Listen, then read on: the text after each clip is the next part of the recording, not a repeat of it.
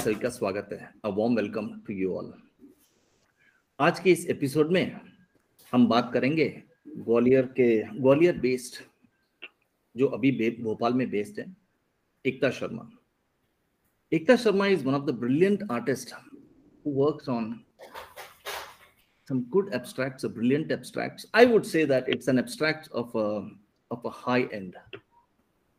तो आज के इस संवाद में, इस इंटरेक्शन में हम जानने की कोशिश करेंगे एकता की सोच क्या है, एकता की कॉन्सेप्ट क्या है, पाथ ट्रैवल क्या है, वो क्या अनुभूति है जो वो इस तरह के कलाकृति को करने की प्रेरणा देती है।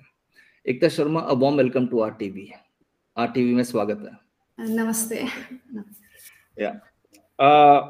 It is always a pleasure talking to you Ekta. मैं जब भी तुम्हारी कलाकृति को देखता हूँ तो I always find it as intelligent art works.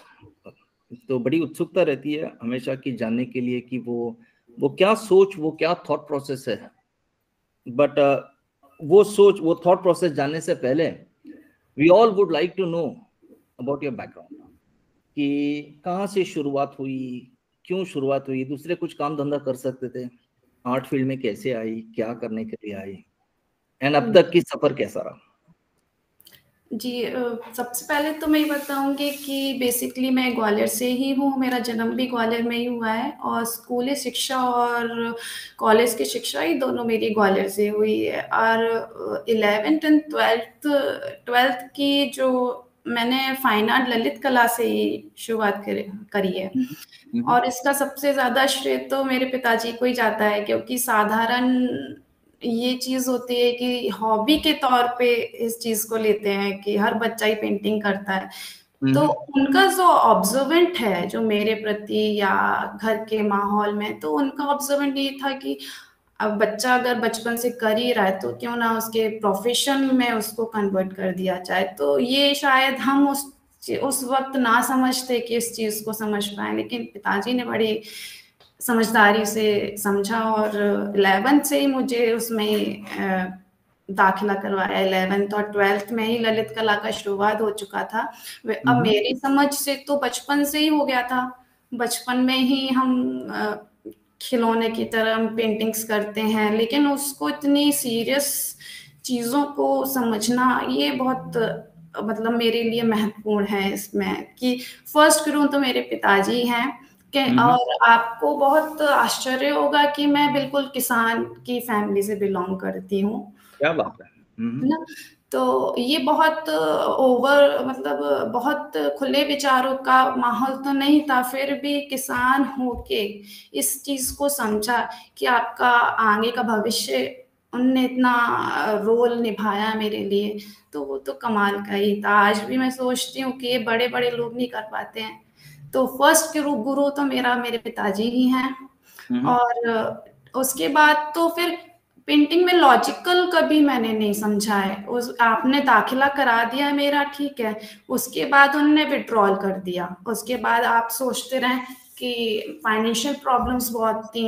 आपका जो टैलेंट था आप करिए, अपने आप करिए, आपके पास पैसे नहीं है तो आप कमाना सीखिए। तो कोई सब किसान की फैमिली से थे, तो उनने बस आपका सफर दिखा दिया, आपकी मंजिल आप अपने आप खुद तय करिए। बस उनका ये चीज आज तक गाइड है मेरे लिए। बहुत खूब। उसके बाद भी ना समझ ही रहेंगे हम। उसके बाद कॉलेज में आने के बाद भी बहुत सारी चीजें थी ऐसी कि क्या करें, कैसे करें, फ्रीलांस करें या जॉब करें, हर चीज से बहुत अलग ही था। उसके बाद फिर पेंटिंग में भी कि समझ में नहीं आ रहा था, लेकिन एक मजा आ रहा था। बस मजे में इतना साल गुजार दिया, क्योंकि उसमें कोई लॉजिक नहीं था करने में कि आप सब कुछ इलॉजिकल था। तो अब जब इलॉजिकल से आप कोई टॉपिक चुनते हैं, आप कुछ भी चुनते हैं, और एक समय के बाद लॉजिक अपना रूप ले लेता है। ये मेरा विश्वास है कि मैं अभी काले रंग पे काम कर रही हूँ, लेकिन जब करना शुरू किया था तब कुछ नहीं पता था मुझको। तो ये सफर आज तक चलता आ रहा है, और अनुभव ऐसी चीज है कि हर दिन एक नया रहस्य दिखाती है। आप सक्सेस तो कुछ भी नहीं है, आप कल भी जो थे आज भी वही हैं।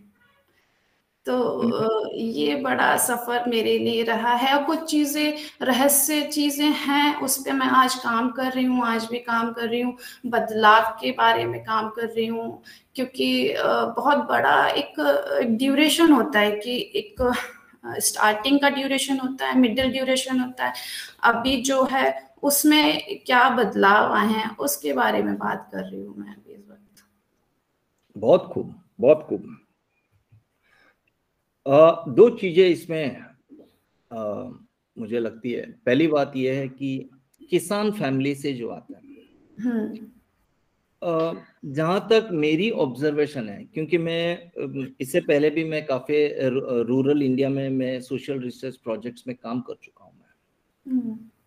एंड ये एग्रीकल्चरल फैमिली हो या एग्रीकल्चरल जो लाइफस्टाइल है उससे मैं काफी जुड़ा हुआ हूँ। तो आई नो कि एक चीज मैंने ऑब्जर्व की है, मेरी बहुत स्ट्रांग है, कि ये जो प्रकृति के साथ जो जुड़े हुए हैं डायरेक्टली, जो मिट्टी हो, पेड़ पौधे हो, आप जानवर हो, व्हाटएवर इट इज लाइक, जो प्रकृति एलिमेंट्स के साथ जो जुड़े हुए हैं, उनकी हमेशा सोच जो है वो बड़ा सिंपल होता है लेकिन बहुत इंटेलिजेंट होता है। ये चीज मैंने बहुत ऑब्जर्व की मैंने। हाँ, भले मैंने देखा कि ये एग्रीकल्चर या रूरल एरिया वो इंग्लिश बात नहीं करते होंगे, लेकिन उनकी सोच में क्लैरिटी बहुत क्लियर है, फोकस्ड, एंड ड्रामे नहीं है, they are very original, very natural, no dramas. बिल्कुल। तो डेफिनेटली मुझे अभी now I can relate to this because I did not know that you had an agricultural background या वहाँ फैमिली से। तो मुझे लगता है कि वो एक चीज बहुत वो सहजता, प्रामाणिकता और जो जटिलता रहती है किसी चीज को फोकस्ड करने के लिए, आपके व्यवहार में जटिलता रहती है, चाहे कैसे भी एटमॉस्फेयर रहे, एंड बहुत फाउंडेशन के साथ, मतलब धरातल से जुड़े हुए हैं, ऐसा नहीं कि अधांतर। दैट्स व्हाई इसलिए मैं कहता हूँ नो ड्रामास। तो that's one brilliant aspect of that. And another aspect मुझे हमेशा रही, यूजुअली जो एब्स्ट्रैक्ट्स करने आते हैं पेंटिंग, मुझे ज्यादातर से एब्स्ट्रैक्ट्स की मैं थोड़ा उसमें बहुत क्या बोलते, बहुत सूक्ष्मता से ऑब्जर्व करता हूँ मैं एब्स्ट्रैक्ट को, इसलिए क्योंकि मैं जानना चाहता हूँ कि हमेशा ये जितने भी एब्स्ट्रैक्ट करने आए ना, या तो मैंने देखे हैं कि उनकी ड्राइंग्स बहुत वीक रहती है इसलिए वो एब्स्ट्रैक्ट में आता है, या तो उनको लगता है कि ये फटाफट 3 महीने 6 महीने में कुछ तो बन जाओ, भलता कुछ तो कलर विलर डालो आ जाओ, उसमें लग जाते हैं उसमें। एंड क्योंकि उसमें कोई, जैसा आपने कहा कि उसमें कोई ऐसा कोई ऑब्जेक्ट या सब्जेक्ट नहीं है कि जिससे हम डायरेक्ट देखें। फॉर एग्जांपल फिगरेटिव पेंटिंग करते हैं तो पता चलता है उसमें, एंड उसमें गलतियां भी निकल जा सकती है, देखो ये एनाटॉमी ठीक नहीं है, ये पर्सपेक्टिव ठीक नहीं, वो ठीक। लेकिन एब्स्ट्रैक्ट में वो एक एडवांटेज, सो सारे डिसएडवांटेज को छुपाने के लिए काफी लोग एब्स्ट्रैक्ट में आए हुए हैं। मैं ये एक बोल्ड स्टेटमेंट है, लेकिन मैं तजुर्बे के साथ कह सकता हूँ। मेरा एक्सपीरियंस थोड़ा सा ये है कि मार्केटिंग स्ट्रेटेजी भी बहुत लोग पढ़ के आते हैं कॉलेज के बाद से, स्टोरी पोर्ट्रे करना, क्योंकि अब अनुभव और जो चीज आप जो सूक्ष्म में बोल रहे हैं वो तो काफी सालों की तपस्या है। आप ऐसे कॉलेज पास किया चुटकी में और आप हर चीज को समझ गए, मैं तो इस चीज को डिनाई करती हूँ। आप रातों रात कैसे सूक्ष्मता में जा सकते हैं, लाखों साल तपस्या रहती है। उससे पहले मैं एक सवाल करना चाहता हूँ, maybe then you can start exploring with that the answer, कि तो यूजुअली मैं जो एब्स्ट्रैक्ट देखता हूँ बड़े गॉडी होते हैं, बड़े स्ट्रॉन्ग होते हैं, मतलब ब्रश स्ट्रोक्स हो, कलर्स हो, इसमें कॉम्पोजिशन हो। लेकिन एक डिफरेंस मैंने देखी इन योर पेंटिंग्स इज वो कलर्स गॉडी नहीं है, बहुत लेयर बाय लेयर, बहुत कहते हैं कि वो एक जैसे कि वो एक रहस्य को खोल रही है, पदर बाय पदर, सब्जेक्ट बाय। तो कलर्स में हो या फॉर्म्स में हो, वो बोल्ड, वो लाउड नहीं है, बहुत सटल, साइलेंट, सूक्ष्मता। तो how did you start with this, कि पहले से ही वो सूक्ष्मता की, जो कलर की हो या फॉर्म्स की हो, जो पदर बाय पदर जो खुल रही है जरा से को, तो जी। वो कैसे स्टार्ट किया वो? इस ये खोज तो अभी भी मतलब जारी है। इस चीज को मैं प्रमाणित अभी भी नहीं कर पाऊंगी ये है क्या चीज, क्योंकि हम्म मैंने बोला कि ये सब इलॉजिकल से स्टार्ट हुआ था। तो मैं ये नहीं कह सकती ये क्या चीज है, हम उसको रिलेट कर सकते हैं ये चीज है। लेकिन सब पहला जो हिंट मुझे इस चीज का मिला, अगर जिसकी मैं जटिलता की बात करूं कि मैं दावे के साथ ये चीज कह सकती हूँ अपने ऊपर, तो पहला हिंट मुझे ये चीज मिली, क्योंकि ये जो मैं फॉर्म बना रही हूँ ये काफी साल से बना रही हूँ, लेकिन मैं रिलेट नहीं करती हूँ इसको अपने आप से। लेकिन इसने खुद से उसमें रिलेट करना शुरू कर दिया। ये एहसास मुझे भोपाल में आने के बाद हुआ सबसे पहली बार, क्योंकि वही काम मैं 10 साल से कर रही हूँ। तब तो मुझे उसमें एस्थेटिक फील नहीं हो रहा है या बहुत सारी चीजें मुझे फील नहीं हो रही हैं। बस एक एक जो लेबर होता है, एक मजदूर होता है जो इस काम करता है आंख बंद करके, उसका कुछ मतलब नहीं होता है। तो उसका भी मतलब अलग तरह से मतलब होता है, लेकिन मैं तो सिर्फ मजदूर की तरह काम करती थी। लेकिन इस चीज का एहसास मुझे ग्वालियर छोड़ने के बाद हुआ, और एक ऐसा अनुभव हुआ कि जब आपका एक घर होता है, वो मैं ग्रह से मानती हूँ, आपने एक ग्रह छोड़ा दूसरे ग्रह में आए हो। तो हम्म ये मेरे लिए बहुत बड़ा हिंट था कि ऐसा आपके पर्सनालिटी में ऐसा क्या बदलाव हुआ। आपके दृश्य, आपके काम के 2D में तो कोई बदलाव नहीं है, लेकिन आपके विचारों में बहुत सारे बदलाव आए हैं। तो मैंने प्लैनेट्स के बारे में कुछ बात करना शुरू कर दी, क्योंकि अगर मैं बहुत पास्ट की बात करूं, पास्ट की बात ये इस बारे में करूंगी कि मैं किसी से प्रभावित नहीं हुई, या मैंने होना नहीं चाहा, या ऐसा कुछ माहौल नहीं मिला जिससे मैं प्रभावित नहीं हो पाई। क्योंकि जिस दौरान मैं कॉलेज में एडमिशन लिया था, तो उस वक्त चूंकि कॉलेज का माहौल ऐसा था कि सारे जो सीनियर टीचर्स थे वो निकल चुके थे। अब हम्म स्टूडेंट किसके भरोसे से अपना काम करेंगे। तो माहौल 6 साल का ऐसा था कि आप किसी से प्रभावित ही नहीं हो पाए। तो हम्म आप क्या चुनेंगे प्रभावित होने के लिए, आसपास का माहौल।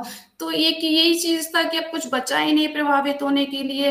अब जैसे पुराने जो सीनियर आर्टिस्ट हैं, तो वो सबके साथ उठते बैठते हैं, रजा सर हैं या एम.एफ. हुसैन है, तो उनके विचार एक दूसरे से मिलते हैं, तो आप नई चीज जान पाते हैं। हमारे साथ ऐसा नहीं कभी हुआ। या तो आप दुर्भाग्य मान लें या अच्छा मान लें, जैसा भी आप मान लें, हम्म लेकिन उसमें ये चीज है कि ये मेरे लिए बहुत अच्छी चीज रही, गॉड गिफ्टेड मैं मानूंगी कि मैं किसी से प्रभावित नहीं हो पाई। तो हम्म उसमें क्या होता है कि आप जब अकेले पड़ जाते हैं, तो आप क्या करेंगे, आपके पास कुछ है ही नहीं, तो आप आत्मज्ञान की तरफ आकर्षित होंगे कि आप अपनी बॉडी पे ज्ञान को समझेंगे कि आप क्या हो। तो इस चीज पे मैंने काम आगे बढ़ाना शुरू किया कि जब आप एक जीव है कंसीव करता है, मतलब आपका जब जन्म होने वाला है, आप गर्भधारण होता है, उसके बाद आप दुनिया में आते हैं, तो वो चीज मैंने समझना शुरू कर दी। तो मैंने सबसे पहले तो प्लैनेट के बारे में समझा।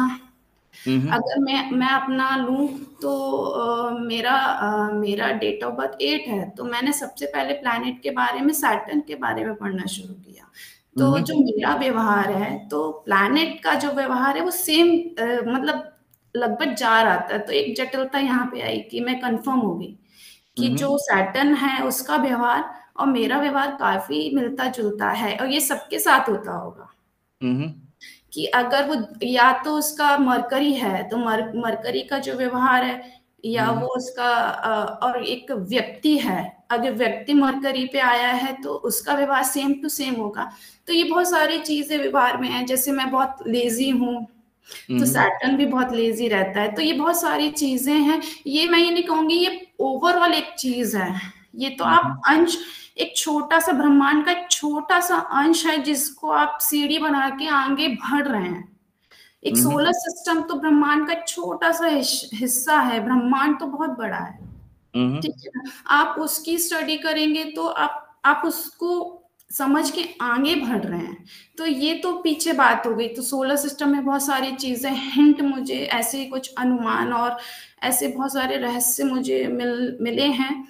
तो उससे आप आगे बढ़ सकते हैं और दिन पर दिन आपको बहुत सारे रहस्य मालूम पड़ेंगे। आप उसको एक स्टिक नहीं हो सकते हर चीज पे कि आप सोलर सिस्टम पढ़ रहे हैं तो आप स्टिक हो जाएंगे।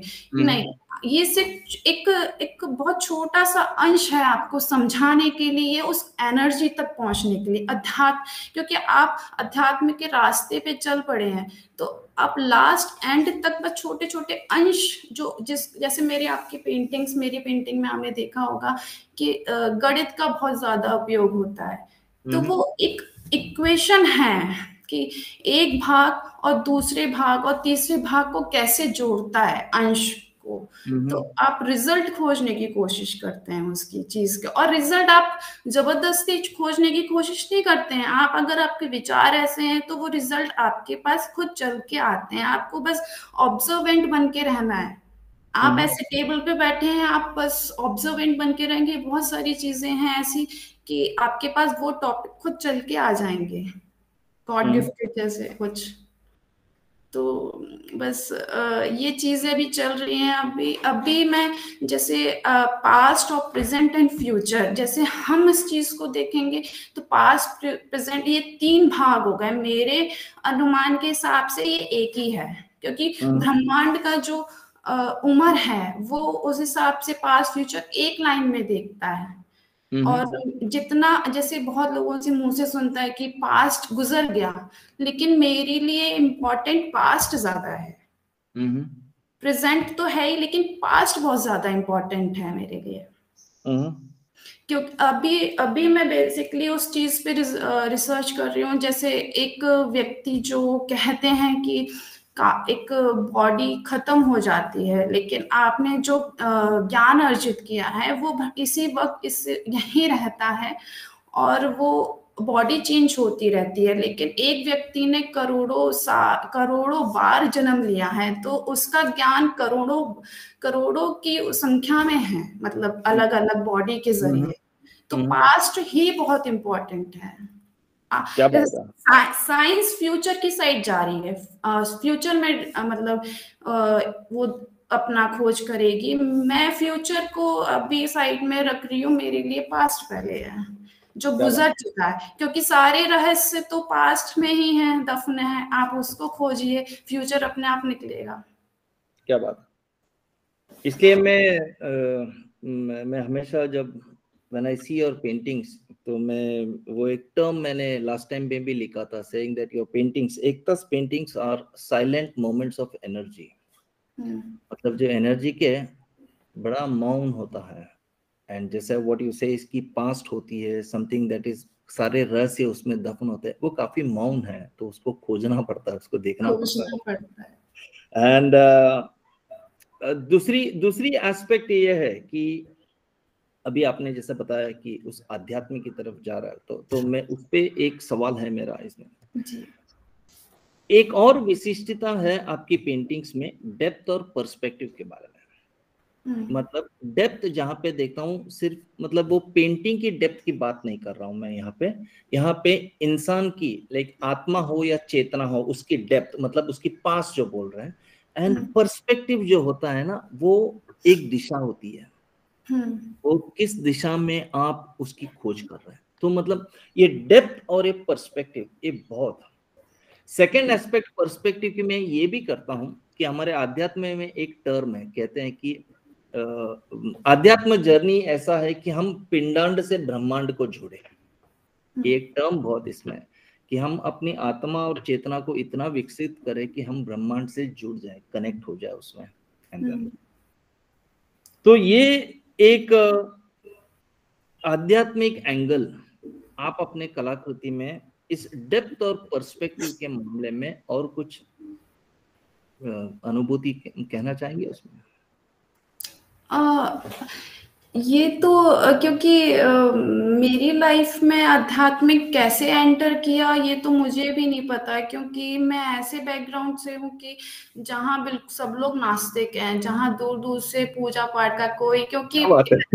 पहले के अगर बहुत ही सरप्राइजिंग है मेरी लाइफ की, अगर पहले से प्री प्लान होता कि मैंने एटमॉस्फेयर देखा होता, क्योंकि पहले की जो विचार थे मेरे ऐसे थे कि जो पूजा पाठ ज्यादा करते हैं शायद आध्यात्मिक वही लोग होंगे, या भगवान को मानते हैं, या उनका एटमॉस्फेयर ऐसा है कि शायद मेरी परिभाषा तो वही थी सिर्फ आध्यात्मिक को लेके। अब कब कैसे मेरी लाइफ में एंटर कर लिया ये तो मैं भी बहुत शॉकिंग हूँ कि सिर्फ अगर मैं बहुत छोटे शब्दों में अगर इस चीज को बोलूं कि समय का प्रवाह है निरंतर चलता रहता है, आप उसको चलने दें और आप जटिलता से फोकस्ड करें, किसी एक चीज को पिक कर लीजिए आप।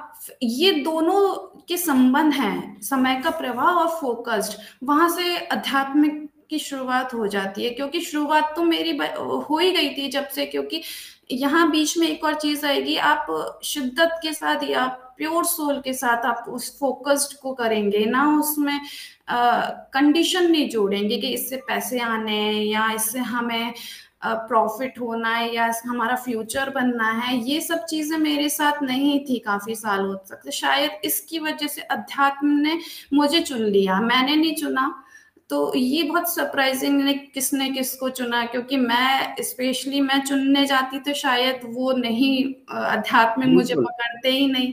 तो बिल्कुल अध्यात्म को एक बहुत एक और बात है कि भरोसे को भरोसा कराना ये बहुत मुश्किल होता है, कि आप पहले उसका भरोसा तो जीतो, सही बात। जो आप करने जा रहे हैं आप उसके भरोसे के काबिल तो बनो। तो शायद उसने मुझे चुन लिया है कि ये ठीक है कि आपको ईमानदारी से आगे तक ले जाएगी, या जहां तक ले जाना चाहिए वहां तक उसकी उम्मीदों से खरे उतर सकता। हम तो कुछ भी नहीं है, हम तो सिर्फ माध्यम है उस बिल्कुल ऊर्जा तक पहुंचाने के लिए। पेंटिंग भी माध्यम है, सिर्फ वो ये चाहते हैं कि आप उस एनर्जी को महसूस करें और दुनिया को वही एनर्जी अपने माध्यम से समझाने की कोशिश करें, और हम तो उसमें ना के बराबर हैं फिर। बिल्कुल। नहीं, ये बात बहुत सही बताई आपने इसमें कि कोई भी सब्जेक्ट हो, मैं जब एक 4-5-6 साल पहले एक वर्कशॉप ले रहा था, तब मैंने बात कही थी कि सेइंग दैट अगर तुम कला को चूज करोगे तो हो सकता है कि बहुत जल्दी छूट जाएगा वो, छूट जाएगा। लेकिन जब कला तुमको चूज करती है ना, मास्टरपीस बनती है। तो वही चीज है कि हाँ, हाँ। तो ये जो सब्जेक्ट का ना, ये एंड ये दिस इज ये आध्यात्म का एक बहुत बड़ा इंपॉर्टेंट अंश है जो लोग समझना चाहिए कि कोई भी वृत्ति हो, प्रवृत्ति हो, कोई भी एस्पेक्ट हो, कोई भी चीज, वो हमें चूज करना चाहिए। एंड हाँ, तभी हम ही उस काबिल हैं भी कि नहीं है, आप उस पे छोड़ दीजिए। बिल्कुल बिल्कुल। ये ये एंड आपने जो बताई ये कल नहीं परसों मैं अपना श्याम शर्मा जी से बात कर रहा था उनसे, जी। तो उन्होंने जो एक इंटरव्यू की, कला का आध्यात्म कैसा होता है। कला हाँ, और आध्यात्म हमने सुना है, लेकिन कला का आध्यात्म क्या होता अध्यात्म। है, ये एक वेरी इंपॉर्टेंट एस्पेक्ट है जो आपने बताई। एंड मुझे लगता है कि एब्स्ट्रैक्ट पेंटिंग करना सबसे मुश्किल है। जी। ये बाकी मतलब ये नहीं कहता हूँ रियलिस्टिक पेंटिंग वगैरह दूसरा टाइप्स ऑफ पेंटिंग करना, क्योंकि एब्स्ट्रैक्ट पेंटिंग में आपको अपने आध्यात्म से जुड़ना होता है। सपोज आप you are doing a realistic, एक फिगरेटिव करे, ऑब्जेक्ट पेंटिंग करे, तो you have a reference, you have a thing, you have an anatomy, but here you have to connect to yourself, अपनी आध्यात्म से जुड़ना। एंड आत्मा ज्ञान होना बहुत जरूरी है। बिल्कुल बिल्कुल बिल्कुल, बहुत खूब बहुत खूब। And that is why another term also for your paintings, मैं जब मैं देखता हूँ, आई थिंक वो आर्टिकल में मैंने लिखा है कि योर पेंटिंग्स, जो पेंटिंग बनती है वो लाइफ ऑब्जर्वेशन है। It is a curiosity of the unknown, जी। समथिंग जो अभी भगवान हमको पता नहीं है, इसके लिए उसके बारे में क्यूरियोसिटी ज्यादा होती है। हाँ। एंड तभी एंड ये धार्मिक, ये पूजा पाठ वाला सब धार्मिक होते हैं, लेकिन उससे भी एक कदम आगे बढ़ते हैं ना, वो आध्यात्मिक होता है। हाँ मतलब आप जब अपने आप से जुड़ते हैं एंड अपने आत्मा से जब ब्रह्मांड से जुड़ते हैं, वो आध्यात्मिक है। तो दैट्स एग्जैक्टली व्हाट्स गोइंग। लेकिन एक another very important aspect of your paintings, एक बहुत खूबसूरत एलिमेंट है आपके पेंटिंग में, दैट इज स्पेस एलिमेंट को। अगर मैं पंच तत्व में कहूँ तो आकाश, अवकाश को, एक स्पेस एलिमेंट को आप उसको बहुत खूबसूरत तरीके से उसको एक्सप्लोर करते हैं, उसको स्पर्श करते हैं एंड उसको सजाते भी, उसको डेकोरेट भी करते हैं। तो it is to explore, it is to स्पर्श करना, टच करना एंड उसमें अनुभूति प्राप्त करना, मतलब उसको सजाना। यहाँ पे सजाना मतलब मैं डेकोरेटिव की बात नहीं कर रहा हूँ, ओके। सो ये 3 चीजों के बारे में थोड़ा बताइए ना। It's exploring, touch and experience of the space element on A canvas.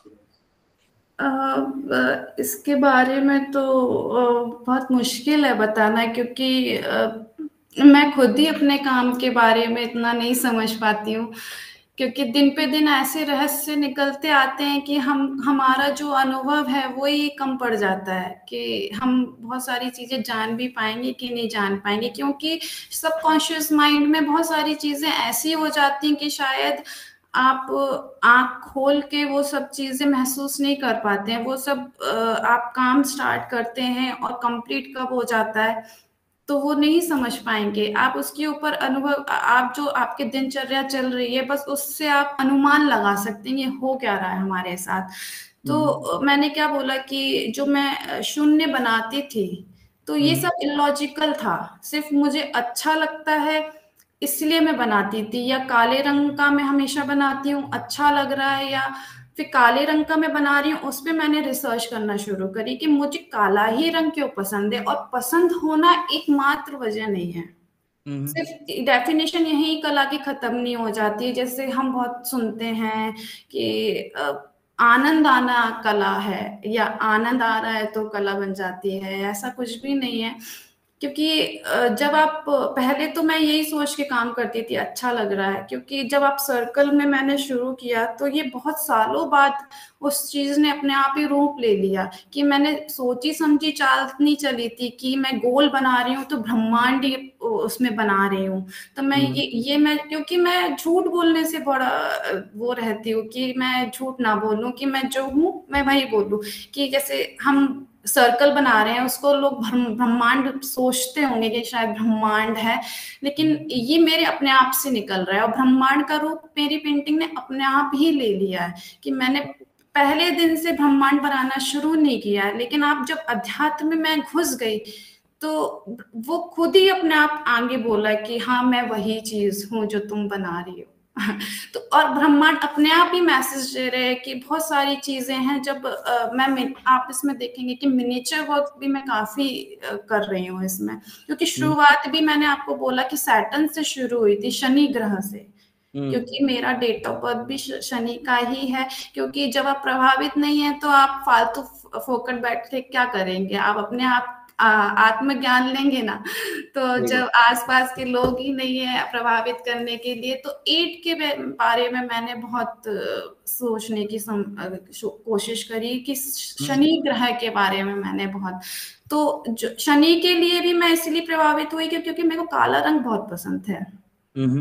तो काला रंग क्यों पसंद है इसकी वजह मैंने आपके जो पर्सनालिटी है उसके ऊपर कोशिश किया। ब्लू रंग, काला रंग, कि बहुत लोग ये चीज नहीं समझ पाते कि आपका फेवरेट रंग है, पसंद है, क्योंकि क्यों पसंद है इसके बारे में जानना जरूरी है कि आपकी पसंद क्यों बन रही है, पसंद कहाँ से आ रही है। ये आपके अंदर से नहीं है, ये तो कहीं और से आ रही है ना। किसी ने आपको बता दिया कि आपको काला रेड पसंद करो, ये नहीं हो सकता, पॉसिबल ही नहीं है। तो ये सब ग्रह के रंग अलग अलग हैं, जो जिस पे पैदा होगा उसका वो आपका पसंदी रंग बन जाएगा। शनि का काला रंग है, मैं अनुमान लगा सकती हूँ। अगर मैं क्योंकि यहाँ बहुत सारी चीजें हैं कि साइंटिफिक लैंग्वेज में बात करें, क्योंकि इंस्टीट्यूट नहीं है यहाँ पे, यूनिवर्सिटी नहीं है यहाँ मैं प्रमाणित कर सकूं, लेकिन एक बिलीविंग एनर्जी होती है जो, क्योंकि आपके साथ कोई ब्रांड नहीं जुड़ा है तो आपको बिल्कुल स्थापित कर पाए कि ये चीज वही चीज है, क्योंकि हम सिंगल इंडिविजुअल, क्योंकि कलाकार के साथ क्या होता है कि बिलीविंग एनर्जी तो होती है लेकिन उसके साथ कोई ब्रांड नहीं जुड़ा है। जैसे ऑक्सफोर्ड यूनिवर्सिटी होती है कि किसी ने, साइंटिस्ट ने ये चीज प्रूव कर दिया, वो हिस्ट्री बन जाती है। यहाँ से आप बिलीविंग एनर्जी से आप उस चीज को कह सकते हैं अनुमान के तौर पे, लेकिन वो सच है या नहीं है वो जो बोल रहा है बस उसी को पता है। हाँ सही बात, एक अनुभूति को प्रमाणित नहीं कर सकते, एक उसकी सर्टिफिकेट। वजह है, हाँ उसकी वजह कि हमको वो हक नहीं है ना। आप अपने यूनिवर्सिटी मेंटेन कर लें, आप सील लगा के बोल दे तो शायद वो साइंटिफिक प्रूव हो जाए। करेक्ट करेक्ट, नहीं बिल्कुल, क्योंकि एक यूनिवर्सिटी में हक हो सकती है लेकिन यूनिवर्स के ऊपर हमारा कोई हक नहीं है। तो वही है।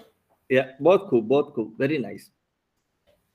अच्छा, तभी आपने बताया कि ग्वालियर में आप एक तरह से कलाकृति करते थे एंड वहां से जब शिफ्ट हुए भोपाल हाँ, को तो एक फर्क पड़ा। हाँ। क्या फर्क पड़ा? फर्क आपके विचारों में बहुत फर्क पड़ा, मतलब कैसे? एक इंटेलेक्चुअल जो हम कहेंगे कि जो चीज मैं अपने आप को बहुत छोटा समझती थी, छोटा इट मीन्स कि मैं चीजों को समझ नहीं पाती थी। जैसे बहुत सारी चीज डेप्थ में नहीं समझ पाती थी। एक लेयर थी कि बस उतना तक मुझे समझ आता था, लेकिन डेप्थ क्या होता है, आपको उसको फील कैसे करते हैं कि कोई चीज है उसको फील कैसे किया जाता है, वो चीजों में बहुत बड़ा बदलाव आया है कि जिसमें इंटेलेक्चुअल भी कह सकते हैं कि हर चीज को गहराई से समझना, और वाकई में वो चीज जीता जागता है, आप उसको महसूस कर सकते। ये महसूस करना एक बहुत छोटा शब्द है, अगर जिसने ये महसूस किया वो उस बातों को समझ सकता है कि क्या बदलाव आ सकता है। या क्योंकि जैसे ग्वालियर में मैं आपको कहूंगी कि मैं अध्यात्म का मुझे नहीं पता था क्या होता है। जैसे ही मैंने अपना घर शिफ्ट किया तो आध्यात्मिक में कैसे एंटर हुई, ये उसकी खोज है कि एकदम से, जैसे जो लोग मुझे पहले दिन से नहीं जानते हैं वो शॉक्ड हो जाएंगे, क्योंकि मैं भी वैसे ही थी जैसे सब लोग मॉडर्न होते हैं, वेस्टर्न कल्चर को अपनाना, कि अपने आप को वेस्टर्न ज्यादा महत्व देना कि हम वेस्टर्न है तो बहुत इम्पोर्टेंट है, या इंडियन कल्चर को एक परंपरा है, ये सबको क्यों, ये पुराने धर्मों को क्यों मान रहे हो, ये सब फालतू की बातें हैं, इस तरह की उस तरह की विचार थे। अब एकदम से आध्यात्मिक पुरानी चीजों को तवज्जो देना, ये बहुत बड़ा बदलाव आया है, क्योंकि आपने उसके अंदर जाके वो चीजें महसूस करनी है, पुरानी चीजों को, बहुत छोटी छोटी चीजों को, कि एक महिला का महत्व क्या होता है, उसके सिंदूर लगाने का क्या महत्व होता है, या भगवान का क्या महत्व होता है।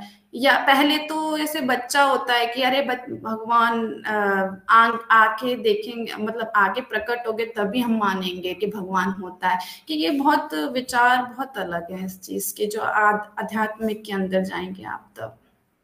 नहीं, बहुत सही कहा आपने। ये एक चीज तो मैं कहना चाहूंगा कि भोपाल की मिट्टी में ही वो है, वरना मुझे नहीं लगता कि अगर उस मिट्टी में उतनी ताकत ना होती तो मुझे नहीं लगता कि भारत भवन बन सकता था वहां पे, या स्वामीनाथन आके वहां पे इतना काम कर सकते, क्योंकि वो भी एक बहुत बड़े दिग्गज कलाकार हो सकता है। है। एंड वहां पे इतने कलाकार आए हैं, काम किए हैं, बहुत कुछ का, मतलब वो जो एक द एनर्जी जो है ना, आर्टिस्टिक एनर्जी बहुत तेज है वहां पे। मैं डेफिनेटली, हाँ, वो एक हमेशा मुझे लगता है ऐसा। लेकिन एनर्जी को मेंटेन करना, कंट्रोल करना बहुत इंपॉर्टेंट है। आप उस चीज को समझ लिए, क्योंकि मैं वो यूनिवर्स की है, वो हाँ, एनर्जी यूनिवर्स की देन है, हम इंसानों की देन नहीं है। लेकिन आप उस चीज को गलत समझ लेंगे तो शायद वो आपसे हट भी जाएगी। बिल्कुल बिल्कुल। उसको अपना के रखना बहुत इंपॉर्टेंट होता है कि आपकी सादगी बनी रहे उसके साथ, क्योंकि बहुत होता है कि किसी चीज ने अनुभव कर लिया, वो ऊर्जा को आपने अनुभव कर लिया, लेकिन ऊर्जा अनुभव करने के बाद आप क्या होता है कि बहुत सारे वैसे हो जाते हैं कि अरे हमने कुछ नई चीज खोज करी है तो हम प्रचार प्रसार करने लग जाते हैं, अरे मैंने नई खोज करी है, तो वो हम्बलनेस वहां से हटने लगती है। जहां आप, क्योंकि आपको उस चीज के लिए चुना गया है तो आप पहले दिन से और आखिरी दिन तक वैसे रहें तो शायद वो चीज मेंटेन रहेगी, नहीं तो वो जैसे आई है वैसे चली जाएगी। बिल्कुल, बहुत सही कहा। एंड दूसरी आपकी बात से मैं बहुत सहमत हूँ कि हमें पाश्चात्य की तरफ देखने की जरूरत ही नहीं है। हमारी जो भारतीय आध्यात्मिक विरासत हो, आध्यात्मिक खजाना हो या सांस्कृतिक खजाना जो है हमारी, जो वो इतनी बड़ी है, इतनी गहरा है और इतना बड़ा है। वो हमारी जन्म खत्म हो जाएगी लेकिन उससे जो हमें स्फूर्ति, एनर्जी जो या ज्ञान मिलेगा या हमें कुछ करने के लिए, वहां से भरपूर है, भंडार है वो। भंडार है, बिल्कुल सही बात है। बिल्कुल।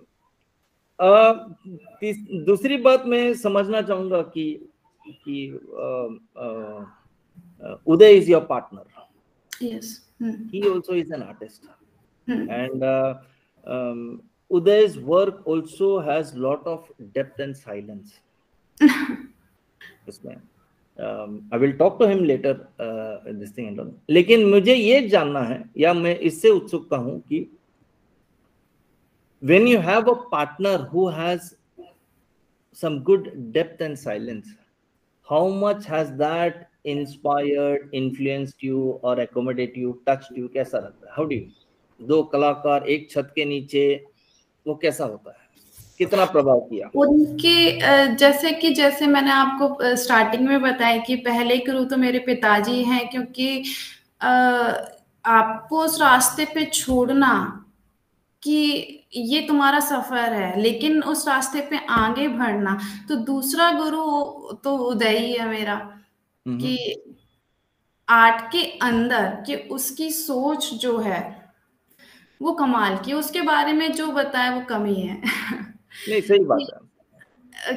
क्योंकि जिस तरह के उसका काम है, जिस एरोटिक्स कह लेंगे या पूरा रोमांटिक काम है, तो वो दोनों प्रतिबिंब हैं। दोनों जिस तरह से आप काम देखते हैं वो 100% में दावे के इसका साथ कह सकती हूँ उसका वही व्यवहार है एज अ पार्टनर में, क्योंकि इससे अच्छा तो मैं, मेरे अलावा तो कोई बता ही नहीं पाएगा कि जिस तरह का जो उसका काम है, उसका पर्सनल नेचर और पर्सनल व्यवहार सेम टू सेम वही है। उसकी केयरिंग, उसका उसका लव, उसका एज अ मतलब उसके उस वो व्यवहार, वो व्यक्ति ऐसा है कि मैंने दूसरा व्यक्ति, किसी औरत को कितनी इज्जत देनी चाहिए दूसरा व्यक्ति मैंने इस अपनी उम्र में नहीं देखा।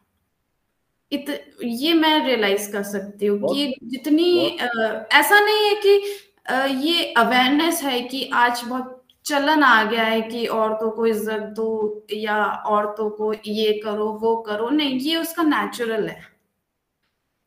बिल्कुल, मतलब मेरी क्यूरियोसिटी इसलिए थी क्योंकि उदय की पेंटिंग भी वो सृष्टि के बारे में है, एक अंकुर, एक नया चीज फूटने के बारे में। एंड सृष्टि भी इक्वली उतना ही मिस्टीरियस है। आज तक कभी कोई जान नहीं पाया कि ये नया चीज कैसा निकले, एक नई फूल खिलने वाली वो किस तरह की होगी, एक नई जीव पैदा होगी वो किस तरह, किसी को पता नहीं है उसमें। मतलब इतनी मिस्टीरियस है वो, उस एनर्जी को कैप्चर करना आसान नहीं है। बिल्कुल सही, बहुत खूब। इसलिए मैं जानना चाहता था कि वो थॉट प्रोसेस भी उतना ही मिस्टीरियस है, तो how does it work with you? शायद ये भी उसकी यही वजह होगी कि वो उस चीज को इतना अनुभव कर चुका है कि सृष्टि जैसे अंकुरण है, तो उसको औरतों के साथ उस शायद इज्जत उसको वहीं से आती होगी कि जिस तरह से वो उसकी रिस्पेक्ट कर रहा है। तो ऐसा मतलब ये नहीं कह सकते कि उसके अंदर कुछ चल रहा है या बाहर। आप मतलब पहले बहुत शॉक्ड हो जाते थे लोग कि उसकी पर्सनालिटी आप उसको देखेंगे कि बड़ा उसका डार्क कॉम्प्लेक्शन है, तो लोग कहते हैं कि तुम्हारी पेंटिंग तुमसे बिल्कुल मैच नहीं करती है, लेकिन ये बॉडी तो कुछ नहीं है ना, जो है सो बिल्कुल अंदर है। सोच हुआ। सब सोच है। बिल्कुल बिल्कुल, बहुत नहीं, I mean that is very irrelevant. अगर कोई अगर किसी फिजिकल एस्पेक्ट के बारे में बात करता है और बड़ा, मैं तो उसको थोड़ा भद्दा ही समझूंगा, मतलब वेरी स्टूपिड कमेंट है, ऐसा ऐसा नहीं होता। पर्सनालिटी होती है, दैट इज मैटर्स। सोच जो होती है वो मैटर्स।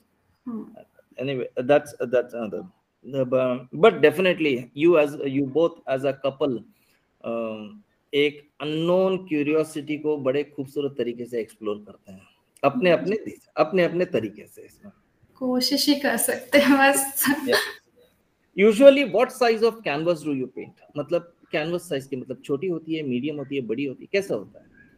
और सब तरह के साइजेस, ऐसा कुछ बाउंडेशन नहीं है, लेकिन मुझे बड़े कैनवास पे एक्सप्लोर करने में अच्छा लगता है, क्योंकि छोटे कैनवास में मैं उतना अपने आप को एक्सप्रेस नहीं कर पाती। स्पेस को हाँ, लिमिटेड क्योंकि उसमें काम में वेरिएशन बहुत है। मैं चाहती हूँ कि वेरिएशन बड़े साइज पे निकले, तो उसका इम्पैक्ट बहुत अलग निकलता है छोटे कामों में, क्योंकि छोटे कामों में वेरिएशन निकालना बहुत डिफिकल्ट काम होता है, क्योंकि फिर आपके डॉट्स भी बहुत छोटे हो जाते हैं और वो वेरिएशन ओवरऑल रिजल्ट अलग ही निकलता है, जो मैं करना चाह रही हूँ वो नहीं निकल पाता है। तो उसके लिए बहुत बड़ी स्पेस चाहिए, क्योंकि इंट्यूशंस जो होते हैं ना, वो स्पेस मांगता है, कैनवास का स्पेस भी मांगता है, और कैनवास आप जहाँ खड़े हैं और मेरा काम जहाँ है, उसका जो मीटर है वो भी बहुत दूर का होना चाहिए, तब उसके वेरिएशंस दिखते हैं। तो उसके लिए मैं ज्यादा प्रेफर बड़े काम में, अभी तक तो बड़े काम में मुझे मजा आ रहा है ज्यादा कि। सही बात, एक्सेलेंट एक्सेलेंट। तो डेफिनेटली मैं इसलिए जानना चाहता था इसमें, क्योंकि मैं भी जो एब्स्ट्रैक्ट काम करता हूँ इसमें मेरे ज्यादातर से काम छोटे होते हैं। वो इसलिए होते हैं क्योंकि मेरी थॉट प्रोसेस इतनी फास्ट है। मैं आज आए हुआ थॉट मुझे खत्म करना चाहिए, क्योंकि कल सुबह उठ के नई थॉट रहती है। मैं कल वाली वो अगर आधा काम छोड़ के गया मैं उसमें, मैं फिर वो कल वाली चीज से मैं टेक ऑफ नहीं कर सकता। बिल्कुल बिल्कुल तो हाँ, मैं जो बड़ा कैनवस करता हूँ मेरे इसमें, वो उसमें थोड़ा करता हूँ, लेकिन यूजुअली दैट फोर्सन।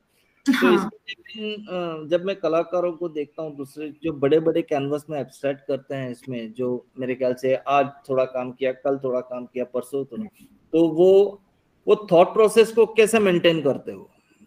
क्या फिर से कल सुबह उठ के जो नई आइडिया आई, नए रास्ते पे चल दिए मेरी तरह, कैसा होता है? नहीं, जैसे विचार तो आपके चलते रहते हैं, क्योंकि मेरे को ऐसा लगता है कि मैं पेंटिंग से ही बात करना शुरू कर देती हूँ। जब आप काम करना शुरू करते हो, आपके सुख दुख जो भी आप मुंह से नहीं बोलते हो, लेकिन मन में तो बहुत सारी चीजें चलती रहती हैं। सही बात। तो हाँ, मेरा काम तो 1 महीने में एक ही हो पाता है, जैसे 20 दिन में या 15 दिन में, साइज के अकॉर्डिंग होता है।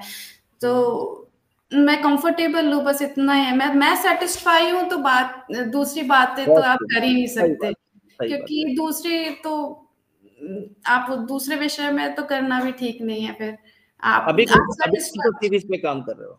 Sorry, what is the current series now? Current series कौन सा है अभी? मैं एक्चुअली अभी तो मैं छोटे ही साइज कर रही हूँ, 1 by 1 कर रही हूँ।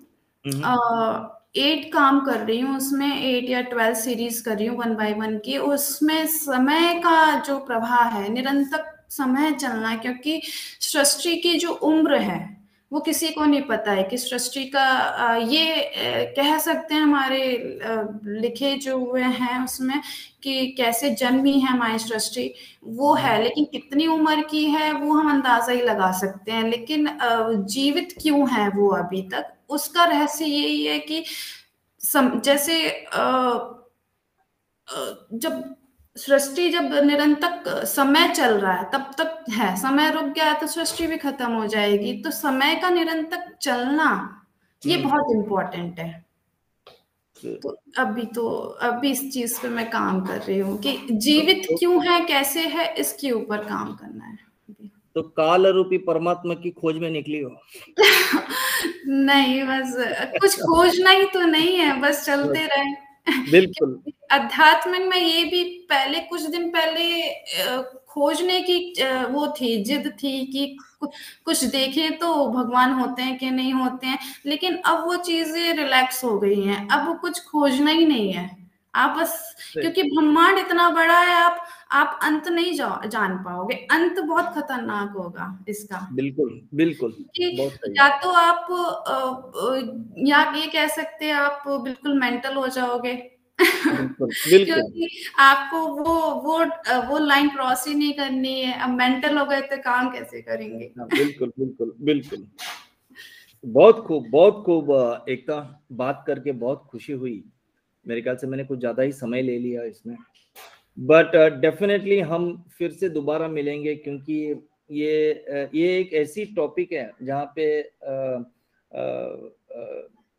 इसके बारे में और बहुत यू नो व्हाट इंटरेस्टिंग चर्चा हो सकती है एंड होनी भी चाहिए आगे इसमें। या सो आज के इंटरव्यू में यहीं पे रोकता हूँ, हम फिर कभी मिलेंगे इसमें बात करने के लिए। And thank you very much, viewers. I hope you will enjoy this. Do like, share, comment, and subscribe Art TV for this. And thank you very much, Ekta, for being a part of this Art TV. बहुत धन्यवाद। Thank you, sir. Thank you so much. Thank you.